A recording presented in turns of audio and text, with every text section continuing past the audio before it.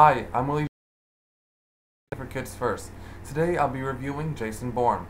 Jason Bourne is the 5th film in the franchise and the 4th direct film of the Matt Damon films of that franchise. What I'm saying is there's also the spin-off, The Bourne Legacy, starring Jeremy Renner, which has really nothing to do with the new Jason Bourne. So, if you left off on the Bourne Ultimatum, you're in a good spot. With that said, I'm a fan of these action movies. I think these are actually smart action movies. I think they're well plotted with some good action. They're very solid pieces of entertainment until this film. Now, I'm not saying it's not entertaining. There are some really good moments, some really good spurts of action, some really entertaining moments, but it falls short as far as the script. Now I know what you're thinking. Usually action movies, they don't need a good script, you know? But this entire franchise has had a great history of having a solid script because of the whole amnesiac plotline they go with. We're always finding out little things about Bourne, and we care about our protagonists. So in the previous films, we would be on the edge of our seats wondering, alright, what's next? How's he going to find this out? What's he going to find out next? They would spill the beans slowly but surely. Well, in this film, they just kind of dump it all on us, you know? And the weird part is, usually when the film in a franchise does that, it's because it's going to be the final one. They just throw all the information out that you need to know, and so you can go on about you can go on about the series. Well, this one doesn't look like it's ending.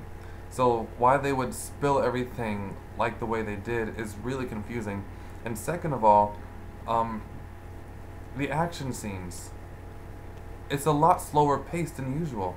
I almost felt like this film should have been the first with the way it was paced. It was paced like an expositional film, as if it's the first in the franchise, when the past, when the previous 4 and the 3 starring Matt Damon were really quick and rapid pace. Like, it was very well edited, it was well paced, it kept our attention, whereas this one had quite a slower pace to it.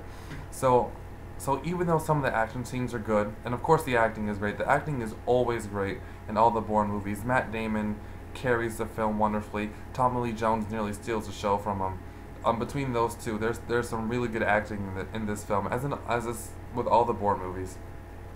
But unfortunately, I would take a better script and some better direction over good acting in an action movie.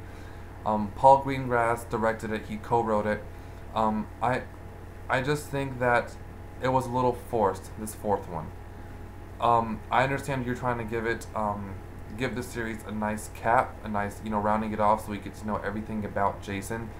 But in this 4th one, I think they made it just a hair too late, I mean, you can tell that Matt's getting up there in age, and the action sequences aren't nearly as exhilarating. He's not, they're good, but they're not what they used to be. And so if your action star isn't as good as he used to be, your script has to be really good. We have to be kept on the edge of our seats somehow. So what I'm hoping is that the next film keeps us on the edge and just feeds us piece by piece by piece, so that we're just not throwing everything. So then we have a bunch of dialogue scenes with random spurts of action in between. So with that said, I give the film 2.5 out of 5 stars, and I recommend it for ages 10 to 18. It can be seen at a local theaters near you. I'm Willie Jones. Thanks for watching.